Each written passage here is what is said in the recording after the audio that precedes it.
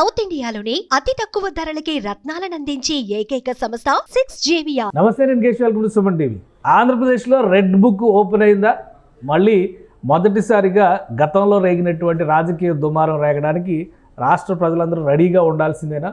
ఎందుకంటే మాజీ MLA arrest అయ్యారనగానే ఇప్పుడు రెడ్ బుక్ రాజ్యాంగం గురించి విపక్షం కామెంట్లు చేస్తుంటే, మరోవైపు తప్పు చేసిన వాళ్ళపైన చర్యలు తప్పవు అనేటువంటి హెచ్చరికలు అధికార పక్షం ఇస్తుంది.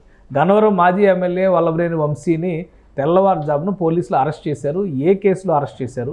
ఆయనకి సంబంధించిన కేసు వివరాలను ముందుగానే వివరించారా లేదా? ఈ అంశాలపైన విస్తృతమైనటువంటి చర్చ జరుగుతుంది. వల్లభనేని వంశీ అరెస్ట్ గురించి ఇప్పుడు మాట్లాడదాం. మనతో పాటు అనలిస్ట్ చంద్ర శ్రీనివాస్ గారు ఉన్నారు. చంద్ర శ్రీనివాస్ గారు నమస్కారం. నమస్కారం అండి. వల్లభనేని వంశీ అంటే ఒక ఫైర్ బ్రాండ్ లీడర్ అని చెప్పని ఒక ఇమేజ్ ఉండేది. దానికి తగ్గట్టుగా వైసీపీలోకి వెళ్ళిన తర్వాత వాళ్ళు ఉపయోగించిన భాష, మాట్లాడిన విధానం ఇవన్నీ చాలా ఉన్నాయి.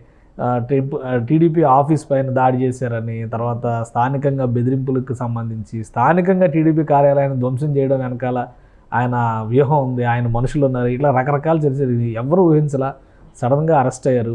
ఏ కారణాల మీద అరెస్ట్ చేశారు? ఏ సెక్షన్ల కింద ఆయన బుక్ చేశారు? కేశవ్ గారు, ముందుగా సుమన్ టీవీ మీకు ధన్యవాదాలు తెలియజేస్తూ, ఎవరైనా చట్టం దృష్టిలో ఒకటే, అది ఎమ్మెల్యే అయినా, మంత్రి అయినా, ముఖ్యమంత్రి అయినా, ఇన్నాళ్ళకి మొత్తానికి న్యాయం జరిగిందంటే కనపడుతుంది. 2023 ఫిబ్రవరి 20న ఒక టీడీపీ ఆఫీస్ మీద బహిరంగ అందరూ చూస్తుండగా దాడి చేసి విధ్వంసం చేస్తే అక్కడ సత్యవర్ధన్ అని చెప్పేసి ఆయన కేసు ఫైల్ చేశాడు. చేస్తే ఇప్పుడు దాదాపు 2 సంవత్సరాల తర్వాత అయినా న్యాయం జరిగిందని అనిపిస్తుంది. ఈ ప్రభుత్వం వచ్చి 8 మాసాలు అవుతుంది. ఇంకా ఎందుకు వీళ్ళు ఒకవైపు దాడులు, వ్యక్తిగత దాడులు చేయటమే కాకుండా ధ్వంసం చేయటమే కాకుండా పార్టీ ఆఫీస్ని భయాందోళనకు గురి చేశారు. అంటే ఒక పార్టీ అధికారంలో ఉంది కదా, 150 సీట్లు ఇచ్చింది దేనికి? ఎదుటి వాళ్ళ పార్టీలు ఎవరు ఉండకూడదని కాదు కదా, అది తప్పు కదా. అదొకటైతే, అది ప్రధానమైన కారణం ఒకటైతే అండి, గన్నవరం టీడీపీ ఆఫీస్ మీద దాడి. 2 SC ST యాక్ట్ కేసు కూడా ఒకటి ఉన్నది. 3 ఈ అబ్బాయిని సత్యవర్ధన్ని బెదిరించి ఇతని కేసు స్వయంగా కోర్టుకు తీసుకెళ్లి కేసు విత్డ్రా చేయించాడు.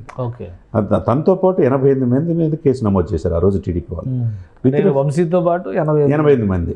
ప్రధానమైనది ఎవరు? వంశీ ముందుంటే కదా. అదే సమయంలో కంప్లైంట్ ఇచ్చింది సత్యవర్ధన్, పార్టీ ఆఫీస్ చూసి అతను. ఆయన విశాఖపట్నం పంపించాడని, అతను కిడ్నాప్ చేసిన వాళ్ళ అమ్మ ఫిర్యాదు చేసింది.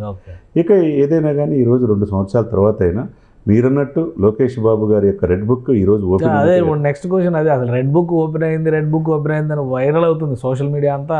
అదే చర్చ నడుస్తుంది. అవ్వాల్సిందే. ఇది ఇప్పుడు అధికారం చేతిలో ఉంది కదా అని చెప్పేసి ఇష్టానుసారంగా వివరించి మేము రాబోయే 10 సంవత్సరాలు మేమే అధికారంలో ఉంటాం, మమ్మల్ని ఎవరు ఏం చేయలేనట్టు, ఇది ప్రజాస్వామ్యంలో మంచి పద్ధతి కాదు. ఇప్పుడు ఏమైంది? ఇప్పుడు ఈ రోజుకైనా వంశీ ఇదేనేది కాదు, భౌతిక దాడులనే కాదు, అవకాశం వచ్చినప్పుడల్లా, ఇష్టం వచ్చినప్పుడల్లా మీడియాలో చెలరేగిపోయారు వ్యక్తిగతనం చేయటంలో. అందులో చంద్రబాబు నాయుడు గారి ఫ్యామిలీని అతను చేసినట్టు, అతను కొడాలి నాని చేసినట్టు ఎవరు చేసి ఉండరు. మరి ఇప్పుడు ఇన్నాళ్ళకైనా టైం వచ్చింది కదా. మరి మీరన్నట్టు 8 మాసాలు అవుతుంది ప్రభుత్వం వచ్చి చర్యలు తీసుకోవట్లేదు, నిమ్మకు నీరెత్తినట్టుంది. మరి ఎందుకు ప్రభుత్వం ఉన్నట్టలేదు? మరి అదే సమయంలో ఇప్పుడు సమయం ఆసనమైంది అనుకోవాలా. ఇకపోతే మై హోమ్ భుజాలో హైదరాబాద్లో ఉదయాన్నే అరెస్ట్ చేసి గన్నవరం తీసుకెళ్తున్నారు. ఇప్పుడు మార్గం మధ్యలో ఉన్నారు. వాళ్ళ భార్య శ్రీమతి గారు, పంకజ్ శ్రీ గారు ఏమంటారు? మాకు కేసు కాపీ FIR వేయలేదు, మరి నోటీసులు ఇవ్వలేదు, ఎట్లా అరెస్ట్ చేస్తారన్నట్టు. ఇప్పుడు అదే ఒకటేదో నోటీసు, పోలీసులు ఇచ్చిన నోటీసు, రిటర్న్ నోటీస్ కనిపిస్తుంది. ఇవన్నీ అంటే అది ప్రొసీజర్ని ఫాలో అయినట్టేనా? ఒక లీగల్ ఎక్స్పర్ట్గా కూడా మీరు ఏం చెప్తారు? ప్రొసీజర్ ఫాలో అయ్యారో పోలీసులు, మళ్ళీ లేదంటే పోలీసులు మెడకు చుట్టుకునే వ్యవహారం ఏముండదండి. ఇక్కడ ఏంటంటే పోలీసులకి వాళ్ళకు ఒక విచక్షణ అధికారం ఉంటుంది. FIR first information report copy ఎప్పుడు ఇవ్వాలో వాళ్ళకి తెలుసు. మరి ఇన్నాళ్ళు 2 సంవత్సరాలు మీకోసం మీరు దాడి చేశారు కదా, బహిరంగంగా మీడియా సమక్షంలో కనపడినాయి కదా. మరి ఇప్పుడు అధికారం వచ్చిన తర్వాత వాళ్ళు దానికి సంబంధించినవి కూడా త్వరితగతం చేయాలని అడుగుతారు కదా. కంప్లైంట్ ఇచ్చిన వాళ్ళు 88 మంది మీద కేసు ఉంటే ఎవరైనా చట్టం దృష్టిలో ఒకటే, అంటే ప్రభుత్వ ఆస్తులు కావచ్చు, లేకపోతే ప్రైవేట్ ఆస్తులు కావచ్చు, ఎవరి ప్రాపర్టీ అయినా విధ్వంసం చేయటం కరెక్ట్ కాదు కదా. భయాందోళనకు గురి చేయటం ఇదేమో ఆటవిక రాజ్యం కాదు కదా సార్. ఇదేదో బీహార్ అనుకున్నాం. బీహార్ ఇప్పుడు హ్యాపీగా ఉన్నారు అక్కడ లా అండ్ ఆర్డర్ విషయాలు అన్నింటిలో. మరి ఆంధ్రప్రదేశ్లో గత 5 సంవత్సరాలు అనేక అరాచకాలు వైసీపీ వాళ్ళు చేశారనేది ఆరోపణలు ఎవిడెన్స్ చూపించేసేసి ఇప్పుడు FIR కాపీ అక్కడ ఇచ్చినంత మాత్రాన, నోటీస్ ఇచ్చినంత మాత్రాన ఇచ్చే అధికారం ఉంటుంది పోలీస్ ఆఫీసర్స్కి. అలా ఇవ్వకూడదు, ముందే ఇవ్వాలంటే ముందే అయితే మీరు వెళ్ళిపోతారు కదా. ఇప్పుడు ఆల్రెడీ ఇప్పుడు SC ST యాక్ట్ కేసు మీద ఆయన ఆల్రెడీ సుప్రీంకోర్టుకి వెళ్ళాడు అరెస్ట్ చేయకుండా ఉండడానికి. ఇది వల్లభనేని వంశీ. ఈ కేసు నుంచి తప్పించుకోవడానికి కూడా కోర్టుకి వెళ్ళాడు. ఇంకా మూడోది సత్యవర్ధన్ ఎవరైతే ఆరోపణలు చేశారో ఆయన్ని స్వయంగా పోయి విత్డ్రా చేయించేశాడంటే ఎంత స్థాయిలో ఉంది ఆ వ్యక్తిని అంటే అలా విశాఖ ఇన్ఫ్లుయెన్స్ చేయొచ్చా? కోర్టు చేయకూడదు. కోర్టు పరిధిలో ఉన్న కేసులు పట్టుకెళ్ళి ఏకంగా ప్రతివాదులు ఎవరైనా వాళ్ళని ఎత్తుకెళ్ళిపోయి మీరు కేసు విత్డ్రా చేసుకోండి అని కూడా చేయొచ్చా? ఇప్పుడు వాళ్ళ అమ్మగారు సీరియస్గా ఇప్పుడు కంప్లైంట్ ఇచ్చారు, అదే సీరియస్గా కోర్టుకి వెళ్ళి కంప్లైంట్ పోలీస్ స్టేషన్కి ఇస్తే ఇంకో కేసు అవుతుంది. అంటే వ్యక్తిని కంప్లైంట్ ఇచ్చిన వ్యక్తిని బెదిరించి డబ్బులు ఆశ చూపించి కిడ్నాప్ చేసి విత్డ్రా చేయించుకోవడం అనేది అది ఇంకో నేరంగా ఇంకో కేసుగా ఫైల్ అయ్యే అవకాశం ఉంది. ఏదైనా కానండి గత ప్రభుత్వంలో అనేక ఆరోపణలు ఉన్నాయి ఈ వంశీ మీద కావచ్చు, వాళ్ళు ఎమ్మెల్యే స్థాయి వాళ్ళు ఇలా బెదిరించి గురి చేయటం ఇదొకటేనే కాదు, చాలా ఎలిగేషన్స్ ఉన్నాయి. కానీ సాక్ష్యాలు కోర్టుకు కావాలి, అదేవిధంగా పోలీసులు విచారించి ఇప్పుడు ఆధారాల సేకరణలోనే పోలీసులు నిమగ్నం అయ్యారు. ఎందుకంటే రెడ్ బుక్ ఇప్పుడు ఓపెన్ అయింది.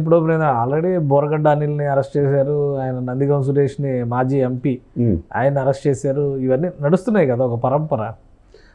దానికి కొనసాగింపు అనుకోవాలి, దీన్ని ఏమైనా ప్రత్యేకంగా చూడాలి? ప్రత్యేకంగా చూడాలి. ఇవన్నీ కేసులకు అయితే వంశీ అరెస్ట్ ఇంకా చేయలేదు, కొడాలి నానిని ఇష్టం వచ్చినట్టు మాట్లాడి ఇంతవరకు చేయలేదు, లేకపోతే దోరంపూడి చంద్రశేఖర్ రెడ్డిని ఇటువంటి వ్యక్తులు ఎందుకు చేయలేదు అనేది ఇప్పుడున్న కూటమి పైన అందరూ కూడా అంటున్న మాట. మరి వీళ్ళ చిత్తశుద్ధిని కూడా నిరూపించుకోవాల్సిన అవసరం ఉన్నది కదా. కాబట్టి this is the right time. Red book open అయిందనే స్పష్టంగా కనపడుతుంది. ఇక నెక్స్ట్ కొడాలి నాని, తర్వాత పేరు నాని గారు, శ్రీమతి గారు బెయిల్ మీద బయటకు వచ్చారన్నారు. పేరు నాని గారి మీద కూడా ఇక సివిల్ సప్లై కేసులు ఉన్నాయి. మరి ఇక ఇంకెవరు ఎంతమంది పాత్రదారులు ఉంటారో రాబోయే రోజులు మనం చూడాలి. అంటే ఇంక ఈ కేసులు ఇప్పుడు వల్లభనేని వంశీ మీద పెట్టిన కేసులు ఈ 3 కేసులతో ఆగుతాయా? ఇంకా అక్కడేవో గోడౌన్లు, ప్రైవేట్ గోడౌన్స్ ఆక్రమించి అది కూడా కేసు ఇలా ఒక 2-3 కేసులు ఉన్నాయి. అవన్నీ కూడా కలిపి పెట్టే అవకాశం తప్పకుండా మొత్తం ఉంటాయండి. ఎందుకంటే ఒక్కసారి ఫిక్స్ చేసిన ఒకసారి అరెస్ట్ అయితే ఇవన్నీ లిస్ట్ అన్ని మనం సాయంత్రానికి మొత్తం చూడొచ్చు. ఏ కేసులు ఎందుకు అరెస్ట్ చేశారు, ఎందుకు ఎవిడెన్స్ పోలీసులు చూపించింది. కానీ ఇదే పార్టీ ఆఫీస్ పైన దాడి వ్యవహారానికి సంబంధించి సజ్జల రామకృష్ణారెడ్డి గారి పేరు వచ్చింది. ఆయన కూడా లుకౌట్ నోటీసులు అవి ఇచ్చారు. తర్వాత ఆయన ముందస్తు బెయిల్ అప్లై చేశారు.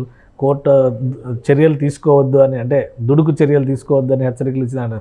సో మిగతా వాళ్ళందరికీ విషయంలో కూడా ఇక అరెస్టుల పరంపర ప్రారంభం అవుతుందా? ఇప్పుడు వల్లభనేని వంశీతోనే ఆగుతుందా? ఇప్పుడు వల్లభనేని వంశీతో ఆగుతుంది. ఎందుకంటే కేసులు ప్రధానమైన ముద్దాయి వల్లభనేని వంశీ కాబట్టి ముందు ఇప్పుడు అరెస్ట్ చేశారు.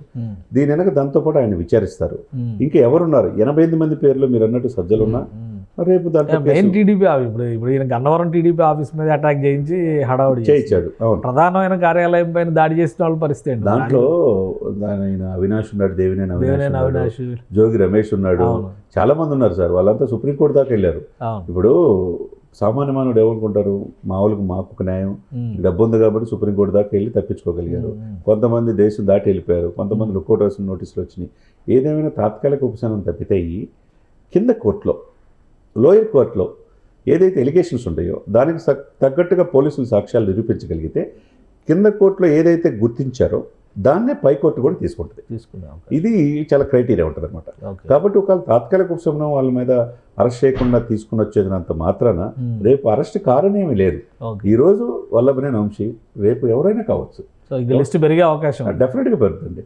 చట్టం దృష్టిలో ఎవరైనా సమానం. రైట్. థ్యాంక్ యూ చంద్రశ్రీనివాస్ గారు. ఇది వల్లభనేని వంశీ అరెస్టుతో మొదలైన పరంపర ముందుకు కొనసాగే అవకాశం ఉందని చంద్రశ్రీనివాస్ గారు విశ్లేషిస్తున్నారు. గన్నవరం టీడీపీ ఆఫీస్ మీద దాడి, అలానే ఇంకా పలు అంశాలకు సంబంధించినటువంటి కేసులు ఇప్పుడు వల్లభనేని వంశీ మెడకు చుట్టుకునేటువంటి పరిస్థితి ఉంది. అలానే టీడీపీ ప్రధాన కార్యాలయం పైన దాడి కేసు వ్యవహారం కూడా దీని తర్వాత తిరగదోడేటువంటి ఛాన్సెస్ ఉన్నాయని విశ్లేషిస్తున్నారు చంద్రశ్రీనివాస్ గారు. ఇది స్పెషల్ డిస్కషన్. Keep watching.